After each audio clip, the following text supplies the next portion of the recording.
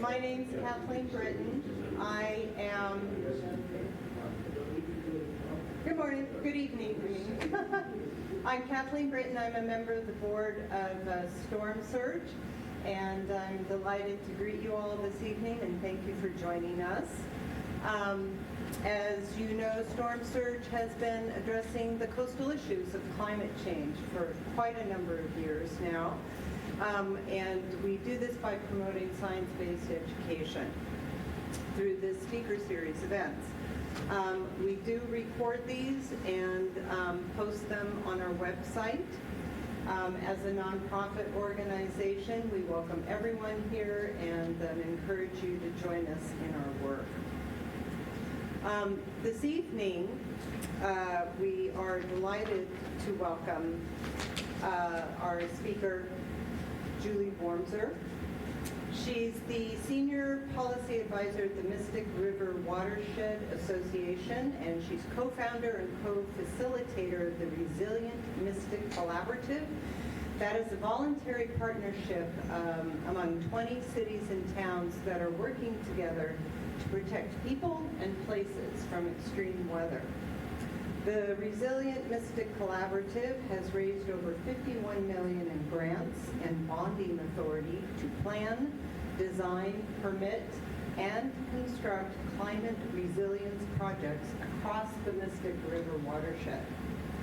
So prior to her current work, Julie was executive director of the Boston Harbor Association, where she was instrumental in drawing attention to Boston's need to prepare for coastal flooding from extreme storms and sea level rise.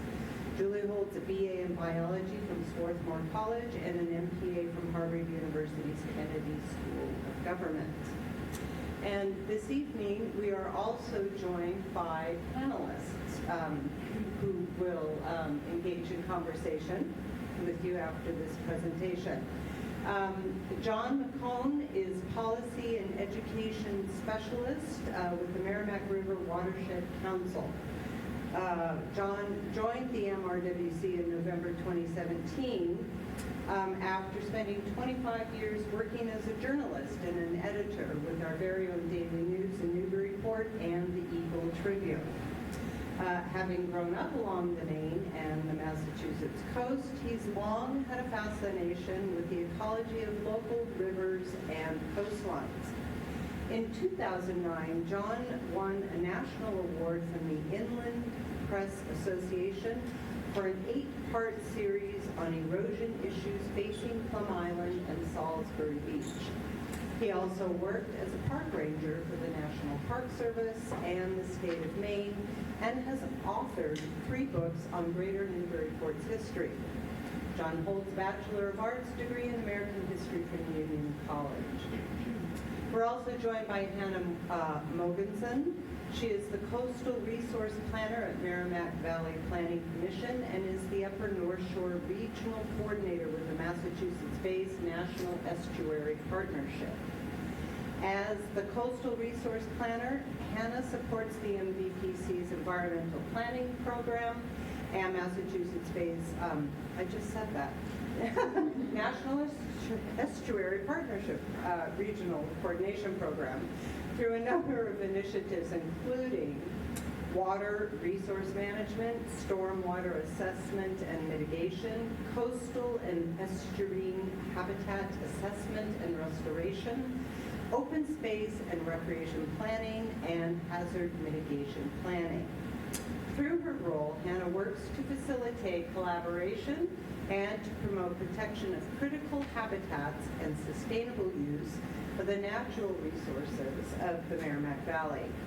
She's been working to obtain her master's in marine biology from the University of New Hampshire, where her research is focusing on studying how coastal flooding and storm events impact microplastic presence within New England estuaries.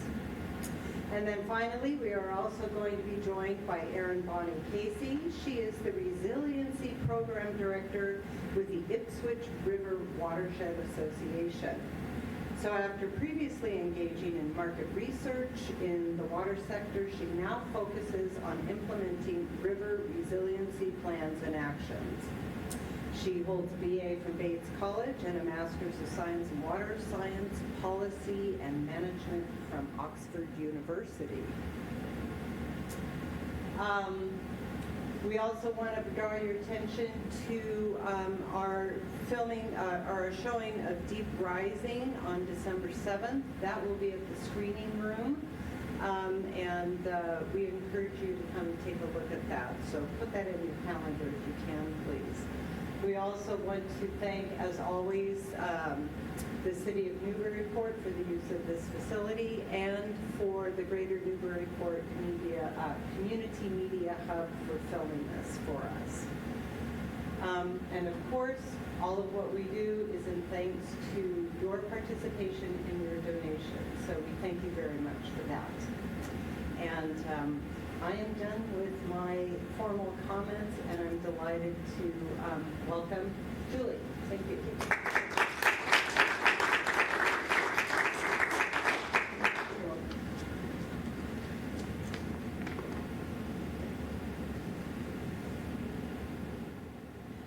I am really pleased to be here. Thank you so much. If you're like me, you are probably feeling a bit fried from all that we've gone through and continue to go through in our personal lives and with all that's going on around us. So this talk is not just about the work we're doing with the Resilient Mystic Collaborative, but a bit extra. I want to start with a quote from public philosopher Dr. Cornel West, who makes a distinction between hope and optimism. He says, optimism is the belief that things are going to turn out as you would like. Hope is when you're convinced something is right, and so you fight regardless of the consequences. He goes on, it's no accident then that hope and despair go hand in hand. Hope is a wrestling with the despair over and over again, but never allowing despair to have the last word, to dampen your fire, to sustain your hope in your quest for truth, goodness, beauty, and maybe the holy.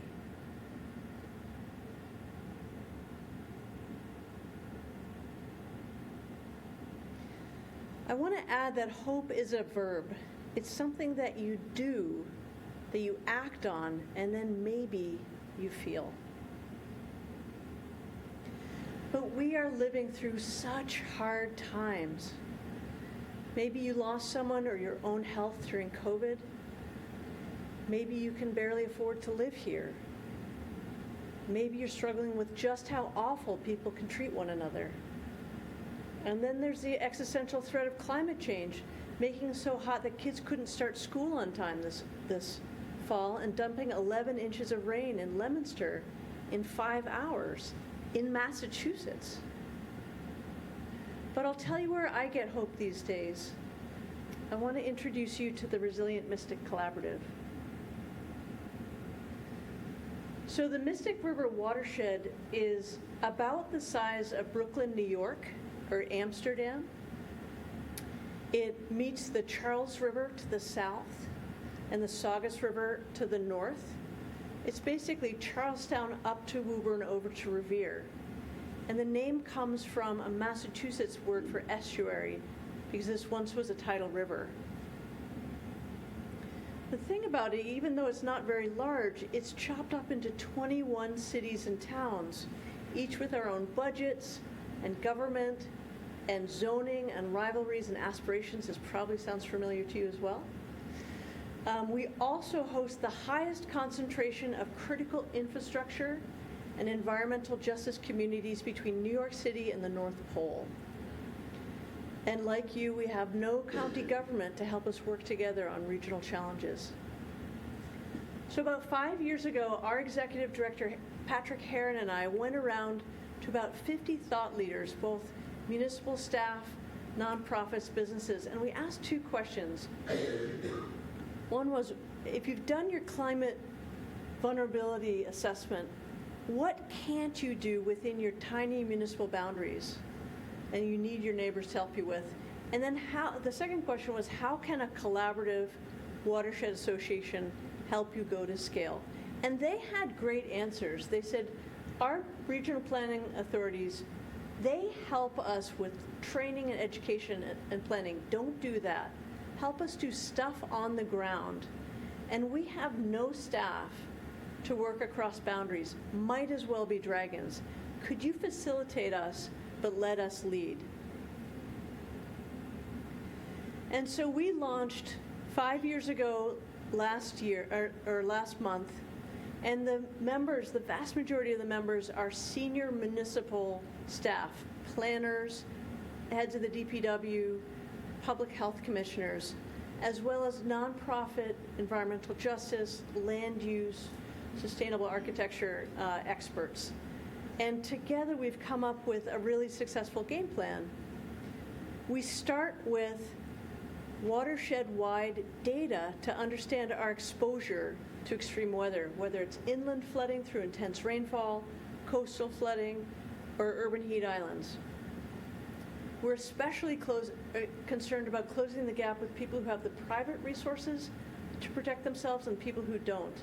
And we're focusing public resources on the folks who can't, the people and the resources who can't protect themselves. We figure out first exposure, then risk, what's most likely to break, who's most likely to be harmed. We then work with communities to design solutions that also provide immediate benefits. So it might be a stormwater wetland with a playground attached, or a living shoreline, or a bike path that doubles as a storm surge barrier. We then raise the funds to put those solutions in place. And the number that we have raised has changed so fast that every time I give this presentation, it's stale. But we have raised over $111 million. Wow. Right, in 5 years. 80 of it was this year alone. And that's state, and then using state leverage to get federal funds. So our goal is to try to raise $150 million during this historic moment of federal funding for beautiful, effective projects that protect people from harm, but also make our communities more beautiful and more fair. So I want to give you an example of what this looks like on the ground.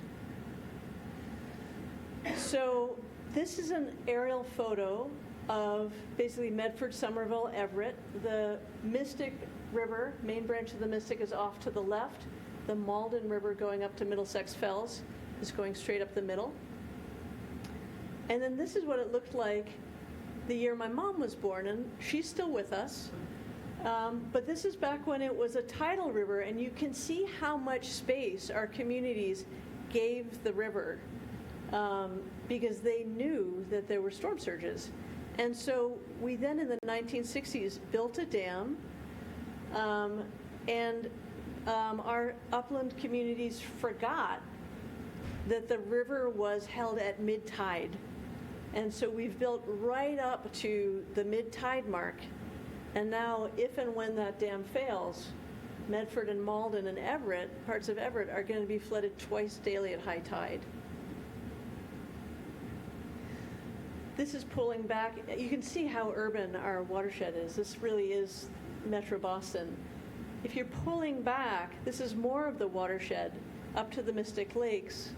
And I'm going to give you a map from the turn of the last century. And all those blue areas are salt marshes. So that is where the tide goes at full, particularly astronomical high tide. And then I'm going to show you what it looks like, what saltwater flood projections are 50 years from now, when we expect we call it a 100-year storm. It's now really a 1 in 100 chance in a given year because the ocean's moving. But what that looks like in 50 years, and you'll notice that the marshes remember where they were, giving us a tremendous design challenge because now we have people and stuff there. So the first thing you do with a map like this is feel shocked. And the second is you say, okay, so what is going to get harmed? A salt marsh is not harmed by being flooded. Senior housing is. And remember that this is where a lot of the key Greater Boston and even New England infrastructure is, our energy, Logan Airport, Deer Island wastewater plant. There's a lot of stuff going through here. And so what we did as the Resilient Mystic Collaborative is we got funding from the state to actually look at this area and say, with all this incredibly important infrastructure, if we were hit by our own Superstorm Sandy or Hurricane Maria, fill in the blank of the name, what would happen to our infrastructure? And then what would happen to our most vulnerable citizens when those public services go down? What happens to their lives? So we partnered with the CBS meteorologist to do this next video. I'm sorry the sound doesn't work, but I'll tell you what he said. So this is Eric Fisher, if any of you watch CBS. So we had all of the infrastructure managers playing a storm we called Big Poppy, because it sent one for the fences. But what Eric did is he gave us fake news reports as we were doing this emergency exercise, and we had 13 infrastructure managers, whether it was the T or MassDOT or Logan Airport, food distribution, oil terminals, electricity. And the great thing is, because they were playing this all at the same time, and this was during COVID, so we were having to do it all on Zoom with breakout rooms, like Eversource could say, the grid's down, and then the T would say, well, the subway's down because they rely on electricity. And then Logan would say, well, nobody's coming to the airport because the subway's down, plus the Priuses in the parking garage caught on fire because of salt water, So all these things are happening. And so what we were able to do after that exercise is to understand what would break with a storm that hasn't happened yet. The storm was about 2.5 feet higher than what happened in the blizzard of '78 and again in 2018. And then we stopped, said thank you very much to the infrastructure managers, and then went and surveyed and compensated 400 very, very low-income people who rely on public services. And what broke in their lives were super different from the infrastructure managers. They're like, if the school isn't open, I have nowhere for my kids to go, and I can't go to work. If I can't go to work, I lose my housing and I can't put food on the table. I am paycheck to paycheck. And if I don't go to work, I don't get paid. These very low-income people, they don't have laptops or Wi-Fi at home. If their cell phone goes out, or if they can't recharge it, they have no access to information. Plus, all of the emergency information's in English, and many of them didn't speak English as their first language. So what we ended up doing is putting those punch lists between what the infrastructure managers said, this is what's going to break and be very expensive and long-lasting to repair, and what our very vulnerable residents and workers said, if this breaks, my life breaks. So this was us doing community engagement during COVID. And so that was a big one. I want to give you a few more examples of what it looks like on the ground to go from fear to knowledge to exposure and risk to actually creating solutions that do something for us even when we're not in harm's way. So the other thing we said is you look at our watershed, it's a tale of two watersheds. We have the urban core, which is incredibly paved, and then we have the upper part of our watershed, like Middlesex Fells, Mystic Lakes, that have a lot more green space. And our theory of change was, if we could store water upstream, we might have less flooding in the cities. Well, it turns out rain really goes straight down when you have these intense rainfalls. So it wasn't we're starting on our second theory of change. But our first theory of change was, let's see where we could store water. So thankfully, we have Cambridge in our watershed, and they have Kendall Square and Moderna and Draper Labs and et cetera in their tax base. So they had done a very fancy, expensive model, which they gave to the rest of us. And the super wicked fancy model is the black crosshatching, where they took global climate data modeling, downscaled it to Cambridge, and said with quite high precision, this is where it's going to flood 50 years from now. And then at a watershed scale, they said, let's just look at elevation and see how close it is to our big fancy model. And it was close enough.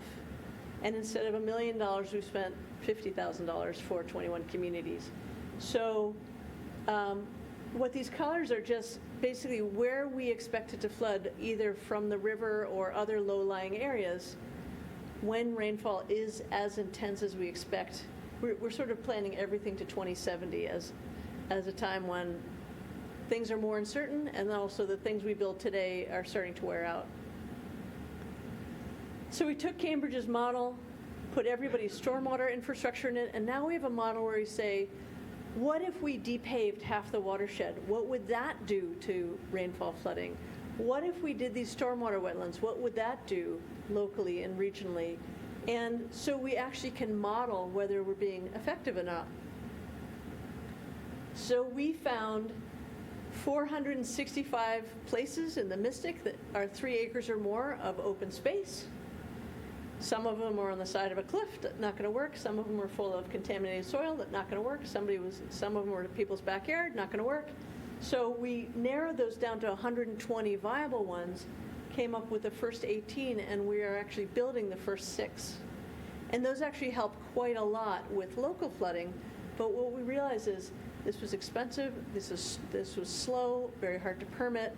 We weren't going to solve the problem just through these wetlands because we're already too urban. What we're working on now is these circles are basically where are we going to flood and what is there? Is it a senior center? Is it a community health center? Is it the only grocery store in town? And we are working with those buildings to storm harden them and say, okay, you're at risk of flooding, not just 50 years from now, but in an intense rainstorm like Leominster got. Let's make sure that when you flood, you're not harmed. So that's what we're focusing on, is basically hardening those areas, and as they get rebuilt, moving things away from harm's way. So another big issue is heat. As you know, we walked around in t-shirts today. And one of the challenges, again, with such an urban watershed is there was a lot of redlining in the greater Boston area. And those same areas where they said, we're not going to insure mortgages because of a federal policy in the 30s, are still those areas that are hottest today, because those were the neighborhoods that didn't get a lot of trees, didn't get a lot of parks. So our thinking behind this is, if it was a public policy that caused this inequity, we should use public resources to fix that, whether it's through more parks, more tot lot parks, more water fountains, more street trees. And so we're focusing on our public resources on those areas that are hottest. And the way we learned about what was so hottest is we partner with Museum of Science. We had these transects that went all over the place, where at the same time during a heat wave, we had people go by bike and by car looking at ground level air temperature, humidity, and air quality in terms of particulate matter. And then we created maps. And this is what it looks like in the Mystic. We have an online viewer where the colors there is how hot it was at the same time during a heat wave a few years ago.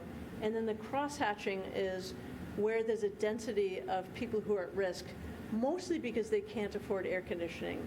So heat really is an income issue, is that if you can afford to get out of harm's way, you're good to go. If you work or live in a place that's really hot, that's where you're most at risk, especially if you have heart or lung disease or are very elderly, very young. So that was Wicked Hot Mystic.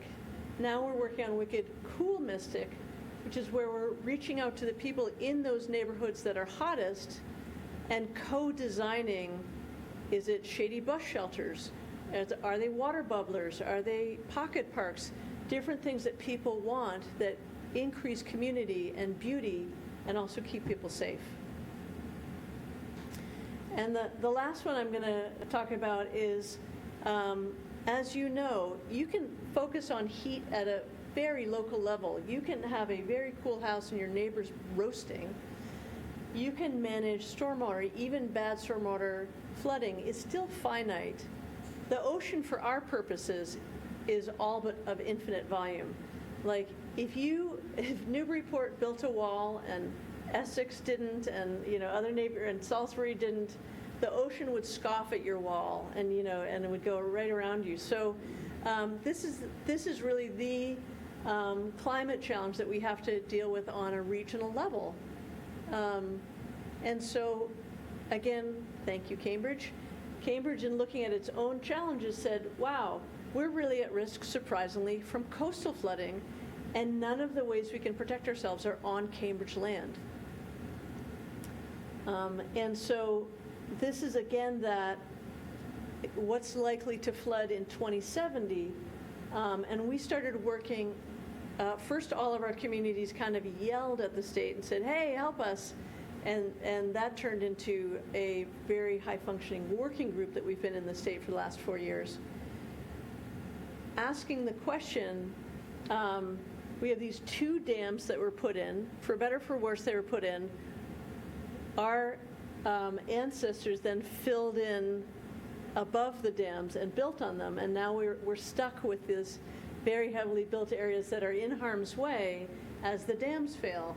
So our question is, how could we keep the same amount of risk we have today, which is not very high, when ocean level is about 5 feet higher than it is today, about 50 years from now? What we learned is it's not just a question of elevating the dams. It's also that once the water's that high, water starts coming in through flood pathways. So they're the low-lying parts of the coast. And this information is available for everywhere along the coastline on the state of Massachusetts website. But what we realized is that if we only looked at really 9 areas, it says 10 here, but one is often a different watershed. In terms of what we're focusing on, if we do nothing, this is the area that would be flooded by salt water in 50 years from now, when the ocean is 5 feet higher than the blizzard of 78.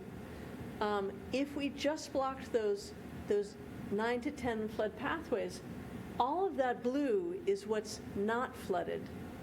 It's over 100,000 people and over $60 billion of built environment. And so that is, and it's not zero, but it's less than $500 million of money, and most of that's for the 2 dams. And some of it, the dam is owned by Army Corps, so not us paying for it. But this is all very doable, and we are on our way in terms of elevating those areas. And so when I talk about $111 million we've raised, a lot of it is for this coastal resilience. So now that we kind of have a sense of what we're trying to accomplish, we do a lot of lobbying and fundraising to secure the resources to design and build these projects. And so this is just what the first $61 million in grants, because this show is slightly stale. This is what that looks like.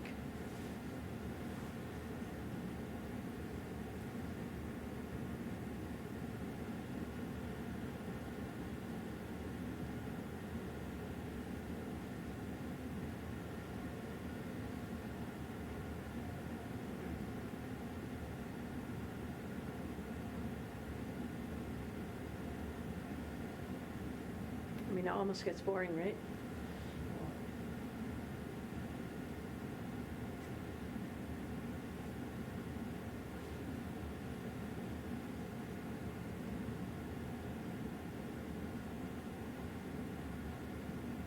Just imagine how many people made that happen. So, and tack onto that another $50 million to protect our regional produce distribution in Chelsea and Everett, where all of the fresh fruits and vegetables go through for not only New England, but the Canadian Maritimes. And we never forget the cake, because you always have to celebrate. So this is a lot of success for a voluntary partnership, but if our water, sewer, fire, electricity were managed by a small nonprofit with no regulatory powers or dedicated funding, much less heavy machinery to build and fix things, you would call it a fail. So even for us, how successful we have been, I really consider our work a pilot project, and climate resilience at scale really needs to be a core government function, paid for by taxes, not by competitive grants or gimmicks. And actually the state, just in the last few weeks, has started to put forward its plans for doing just that. So that is super hopeful. But I want to go back to hope. Honestly, I really am proud of the work we do, but hope cannot be dependent on success. I'll tell you what's helping me these days, and I say this as a relatively secular person. There's this quote from a small-town preacher named Rob McCall from Blue Hill, Maine, who passed away earlier this year. He said, "If Armageddon is around the corner, if this time is the end time, how do we want to be found by the Creator? Anxious and confused? Angry and bitter about faraway events? Condemning and judging those around us? Wounding further the wounded? Scrambling for a ticket to heaven? Or do we want to be found binding up wounds in our own communities, comforting our neighbors who mourn, and freeing those who are captives of pain and fear?" I want to leave you with this. We all get one of these someday.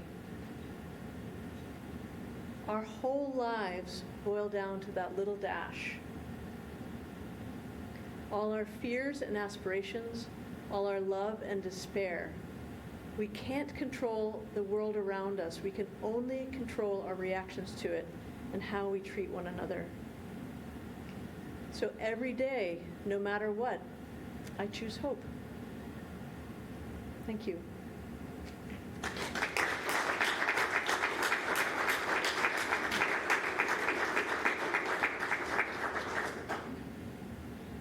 We're going to transition to a panel mode. We'd like John and Hannah and Aaron to come up as well.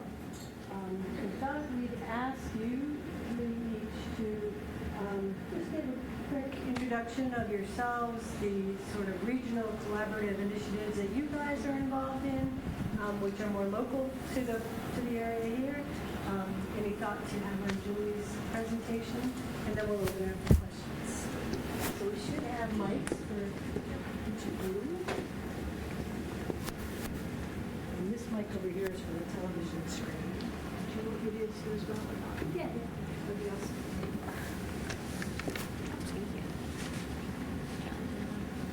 It may or may not be on.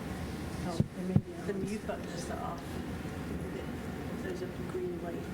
Is this one on? Is it on? The green light's on. You're It's on. It's on. You're on. Do you want me to kick things off? Sure. All right. Everyone hear me okay? Yes. Great. Hi, everyone. My name is Hannah Mogensen. I'm glad to be here with you all today. That was a great presentation. Thank you. Oh, can you hear me now? Yes. Okay, I'll talk louder. A little closer now. Just thanking Julie for that great presentation. My name is Hannah Mogensen, and I work with Merrimack Valley Planning Commission as their coastal resource planner. And in that role, I also wear the hat as a Mass Bays regional coordinator for the Upper North Shore through the Mass Bays program. In my role, I have the privilege of overseeing the 8 Towns in Great Marsh Committee. This is a long-standing committee. It was established in 1992, so over 30 years at this point. And the committee is made up of representatives across our coastal communities in the Upper North Shore, and they're a group that's really dedicated to the management and protection of our shared coastal resources. It is a municipally focused group, so that those are individuals that are either elected officials or are municipal staff members.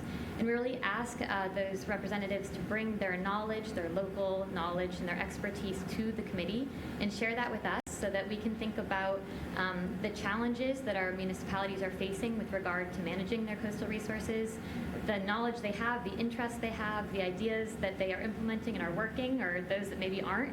And then we work as a larger committee to try to find the kind of common threads throughout all of our communities, identify projects that really impact all of us, and then set priority action plans and projects that allow us to kind of tackle those challenges using a regional approach.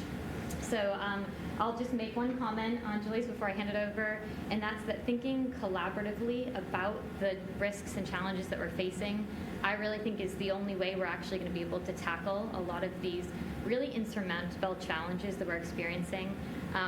Those municipal boundaries, they feel powerful, but when we're contending with things like our climate and our weather, extreme weather events, and the changes that we're seeing on more of a landscape scale, trying to approach them municipality by municipality it allows us falling short, I think, every time.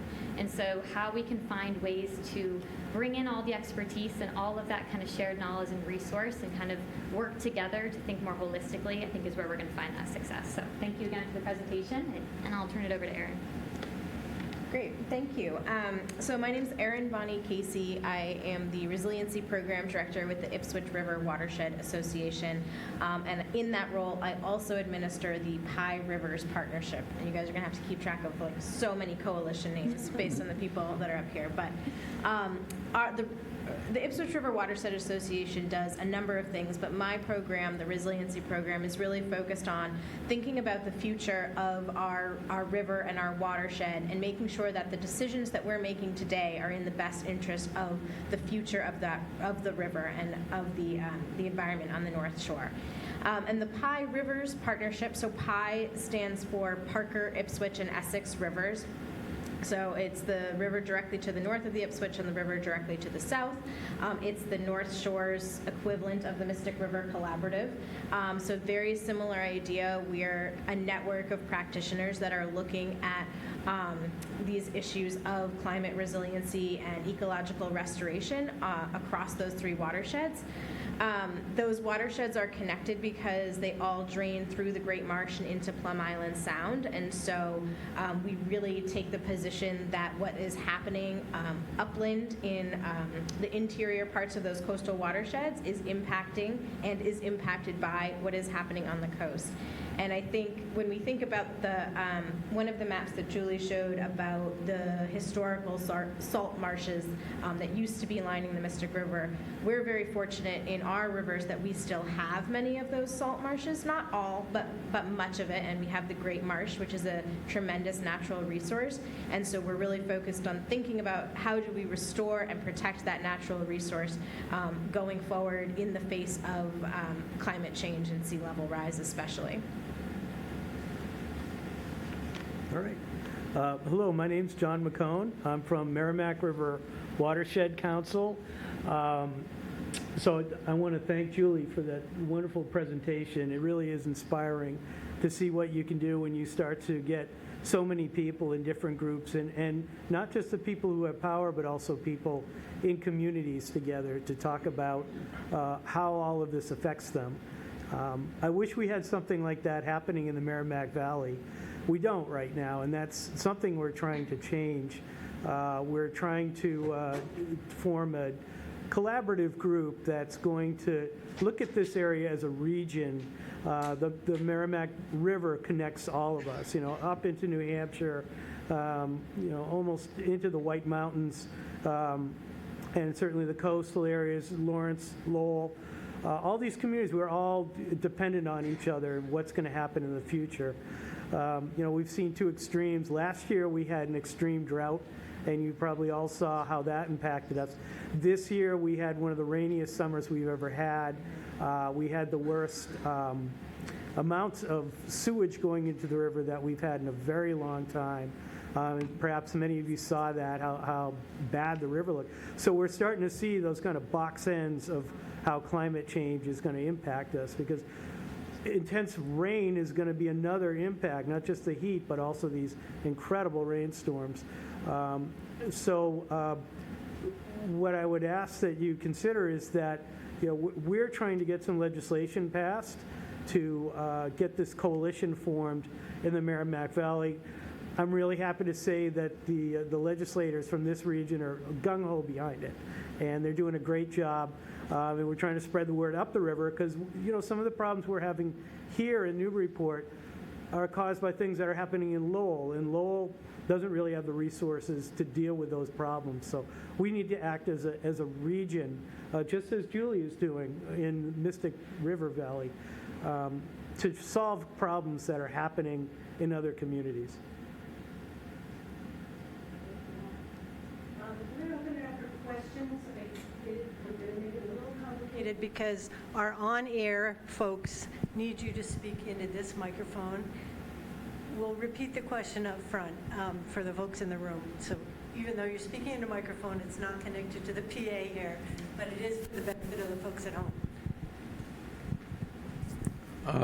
One of the problems that we have is overflow, and I wondered what kinds of solutions you may have come up with. Do you want to speak to that, John? Julie? You speak to that. No, you guys. Okay.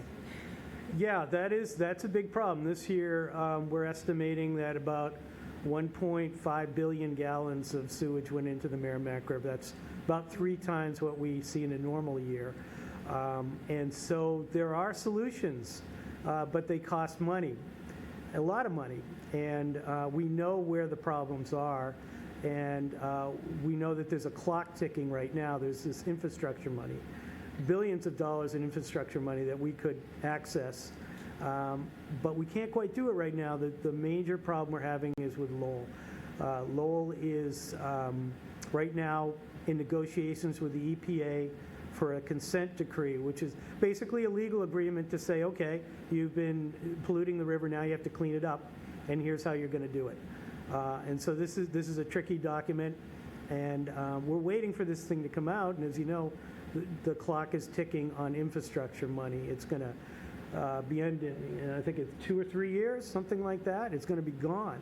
So, you know, as citizens, this is something where you can speak to your city council or your state reps or your senators and say, hey, you know, or your neighbors even, just kind of get the buzz going so that we can push this along and get this solution and get money to Lowell. If we do that, we're going to solve a huge problem we have with combined sewers on the Merrimack River. I would just chime in, and I don't do a lot of work on CSOs currently, but if we kind of pull back from that specific problem, sewage overflows happen because when Lowell installed its system 100+ years ago, the prevailing wisdom was that the system should overflow during storm events, and there was no problem with that. And thinking has evolved over 100 years, and now we see a lot of problems with raw sewage going into the rivers, and we're working to retrofit existing systems. And the reason I point that out is because a lot of the work that we do around resiliency is about reevaluating decisions that we've made in the past that we thought were good decisions, and it turns out either our understanding wasn't as thorough or conditions have changed. And so a lot of the work that all of us are doing is undoing some of those past decisions that don't serve us into the future. And I mean, Julie's presentation spoke to that as well in terms of the redlining and how that plays into climate change. It's another decision that we made in the past that is having ramifications when it combines with climate change.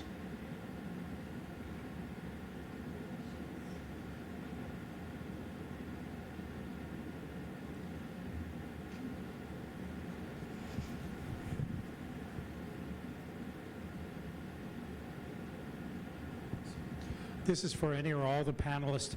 One of the problems with an issue like this, projecting 50 years or 46 years out in the future, is to try to make it relevant for people today, not only people here, but for our children or grandchildren, whatever. So how do we all as citizens and you as professionals do a better job at communicating the urgency of dealing with these issues now rather than letting them fester for 20, 30, 40 years? I would have had a different answer for you 5 years ago, but I think with like British Columbia catching on fire and the heat waves in the southeast, and we're getting tornadoes in Massachusetts, and a Category 5 hurricane hitting Acapulco now, I think that what I'm experiencing is that there's more a sense of it's too late rather than it's not real. And so I think that's why I focus on hope, not data at this point, is that I think lack of hope is even more paralyzing than uncertainty.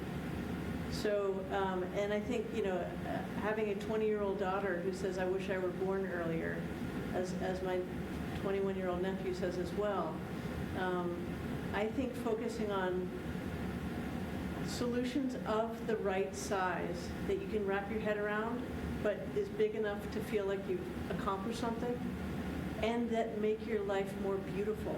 I think that's been my focus. And yes, we've been really trying to take advantage of the federal funding, which will be around for the next few years. But even after that, we're like, okay, after the money's gone, zoning. After the money's gone, building codes. Things that are not as focused on capital, but rather shifts in policy that move people towards more resilience, better community, because honestly, this is a collective problem, and the more that we can work together, the better the solutions will be, and the more we'll be proud of ourselves as opposed to sort of resentful. So yeah, I think it's changed quite quickly, the experience.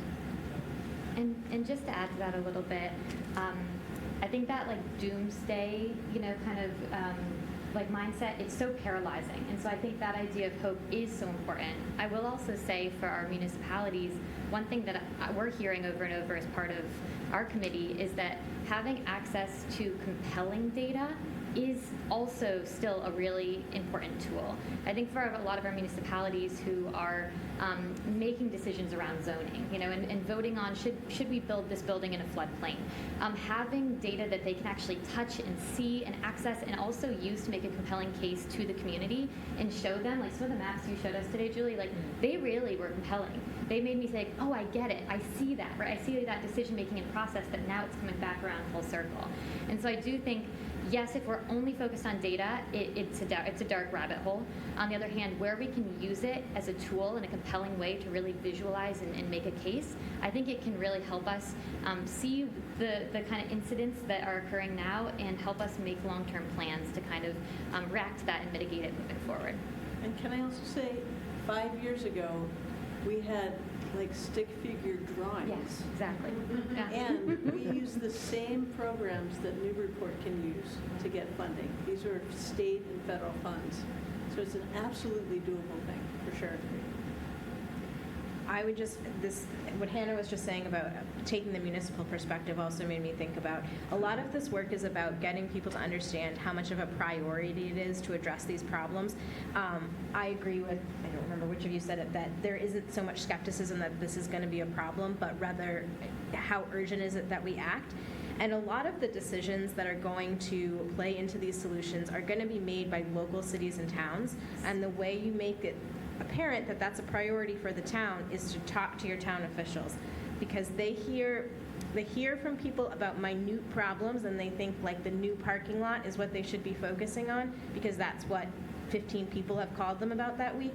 If that many people were calling them about sea level rise and flooding, then that's where their attention would go. And I think working in this space has been really illuminating to me that it's a small number of voices that town officials spend a vast majority of their time responding to. So we want to make sure that they're responding to the right voices.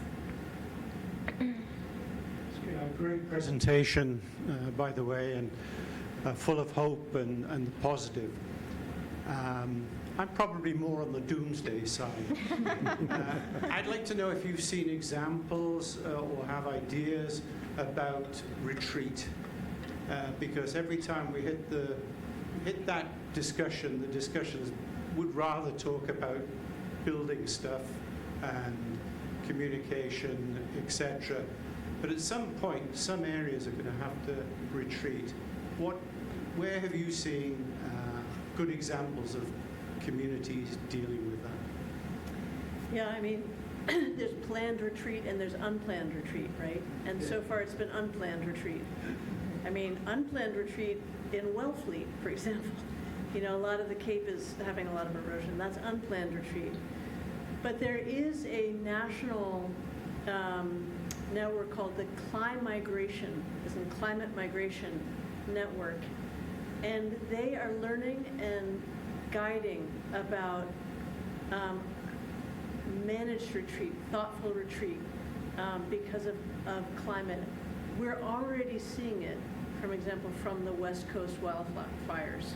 We're already seeing people retreat. We're already seeing people leaving, I'm forgetting what Hawaiian island had the fire, Maui. You know, that's an unplanned retreat, right? And so it's really about how do we know what harms, where and who is in harm's way? What happens if we see a disaster? Are we going to rebuild there or are we going to move? And then what overcomes the cost of moving? And the real challenge is a lot of retreat means individuals scatter. And what the biggest loss is the loss of the people around you who you love but aren't necessarily related to. And so I think a lot of, for managed retreat to be done successfully, it's got to help communities move, not just individuals move, because that is a lot of the loss. So I can't say that I have seen it done well.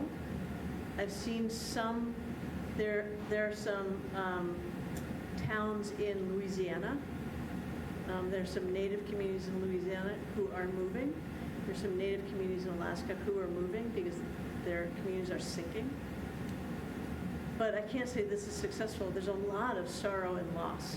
So I think just as we weren't even talking about climate adaptation for a very long time because we were still trying to prevent climate change, we're trying to MacGyver our current infrastructure, and we'll do that for too long because we don't want to think about retreat. So maybe in 5 or 10 years from now, we'll have that conversation and say, oh, now we talk about it all the time, but you're right, we don't talk about it yet. This has been very eye-opening, and thank you so much for this wonderful presentation from all of you. But in one of your slides, you showed that how much land you could save from, you know, it was in green. Yeah. I don't know, you know which one I'm talking about. But there was a huge area that was in blue. Is that a retreating area? Is that an area you've given up on and you expect to lose it? Or what is its status? Do you remember the ant and the rubber tree plant? It's not that we're trying to give up on it, it's that you have to take a bite and then you take another bite. So this was a big bite that related to the 2 dams. And we know but ocean side of those 2 dams, we can't save every inch. And so the question is, what are those moves we can make that can protect the most places? Maybe it's the opening to the subway system is really, really important. East Boston was made out of 3 islands. If you block off 3 different areas, it protects a lot of East Boston. On the other hand, Port Revere is built on a salt marsh. There's no uphill for a lot of Revere and Saugus. So I think that it goes with that same question about retreat, is one of the things that is going to happen first is that houses won't be insurable, right? And that's going to cause a retreat. And can the government help people extract their life savings from their uninsurable houses and move somewhere else? Or is it going to be, are we going to have coastal slums? You know, so it's, we are negotiating with a non-negotiator in the ocean. right? But what we can try to do is stay out ahead of it enough that people don't lose their lives, and they rescue their baby pictures, and they can have enough resources to rebuild. But it's not that the coastline, I guess what I would say is that sea level rise equals coastal retreat. There's no difference in those two concepts. When the sea level goes up, the coastline retreats, and we know that from the Ice Age. And what we're trying to do for the next 50 years is elevate the ocean just enough to hopefully give us time to do a mindful retreat. Because at some point it becomes exponentially expensive, and we're not going to go much higher, right? And by that time, we hope that we have rethought how to move uphill. That's a long term. None of us will be around for that, but. Can I sneak one question in before I give the mic away? Can you say a few words, Julie, about the Resilient Mystic Collaborative structure? It's a nonprofit. Is it funded some way? So the Resilient Mystic Collaborative, it's a voluntary partnership among 20 cities and towns. It's 98% of the Mystic River watershed. And it's not that that last 2% is a holdout. It's Wilmington, and they have a tiny pinky toe in our watershed. So there's nothing really of value in them. There's so little of them in our watershed. So basically, the communities of our watershed have agreed to allow the nonprofit Mystic River Watershed Association to facilitate them. And anytime we get out ahead of what they want to do, we hear it. So, like, hey, this is our thing, not your thing, which I love. I love that ownership. And so I/we raised funding for, we call ourselves Myra, for Myra staff to act as regional staff for those cities and towns to work together specifically on climate resilient projects. So that is foundation funds, and those foundation funds give us the funding to help all of those communities to get much larger city and state and federal grants to really do the projects on the ground. Yep. So I think of myself as like a county agent if we had counties. Yeah. It's a kind of a shoestring county. This is for the panelists. I'm just wondering, your travels around to different communities, how many people know what FEMA flood zone they actually live in? How many people know? I think the question is, how many people know what FEMA flood zone they actually live in? I can speak for one community, Lawrence and Methuen. There's an area around the Spigot River, and people know they are in a flood zone. This is, like Julie was talking about, this was an area that was built on basically a marsh, right in the middle of the city. These are poor neighborhoods, and people absolutely know it. If you look at the old maps of the way the river used to go, as Julie said, the river remembers where it flowed, and those areas still flood. And, we were working on a plan recently on this. The cities have been working on it. But it's very difficult because you've got all these houses and all this infrastructure that's in this flood zone. And, what do? You can't, rip it all down. But people know it. They end up with water all around their homes in these flooding events.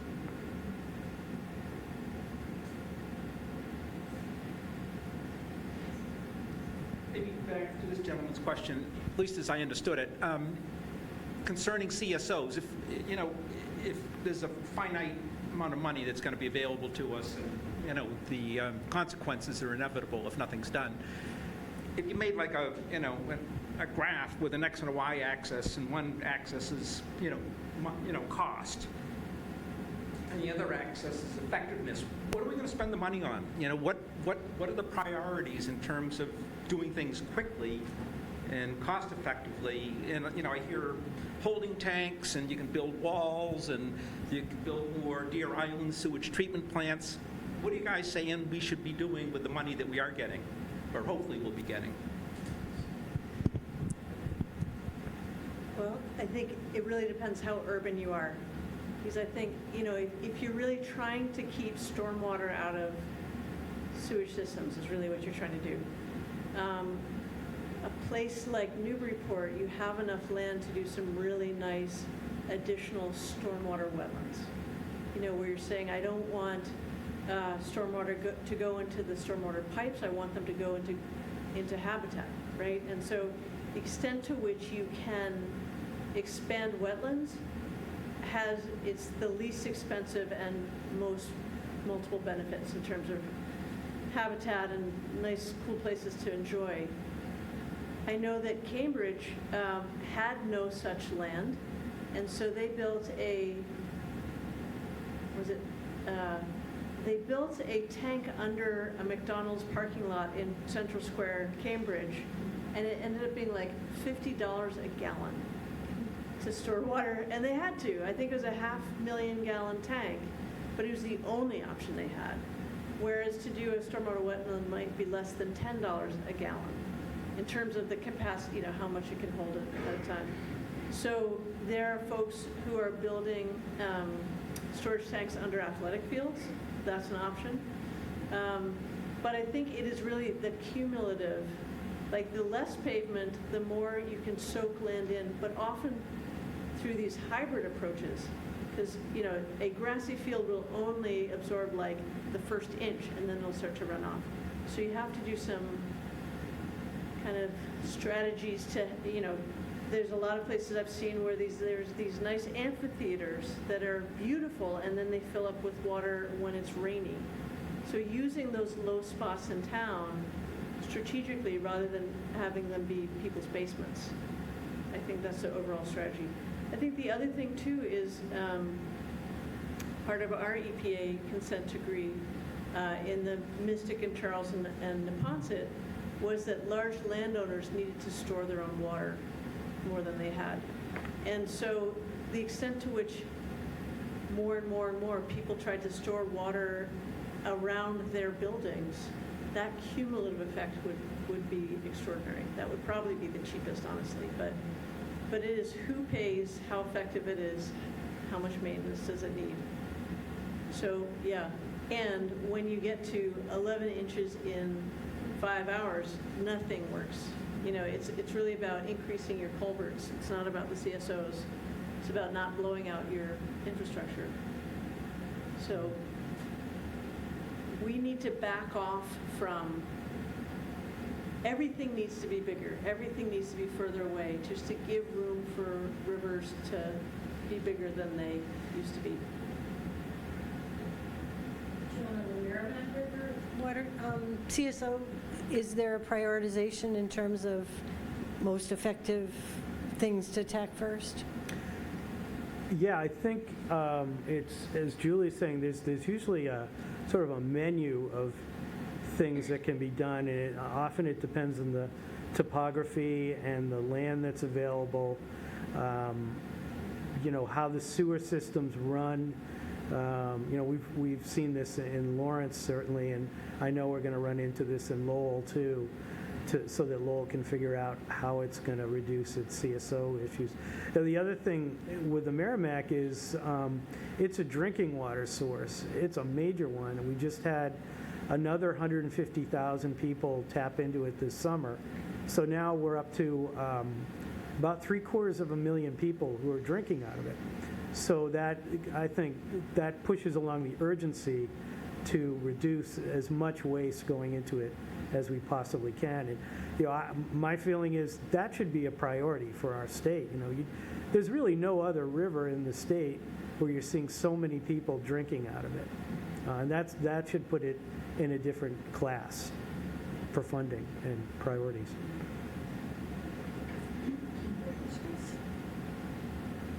Ready to wrap it up? All right, well, thank you all. We really appreciate all of you coming and giving us some more insight into all of these issues. Thank all of you for coming, and we'll see you soon.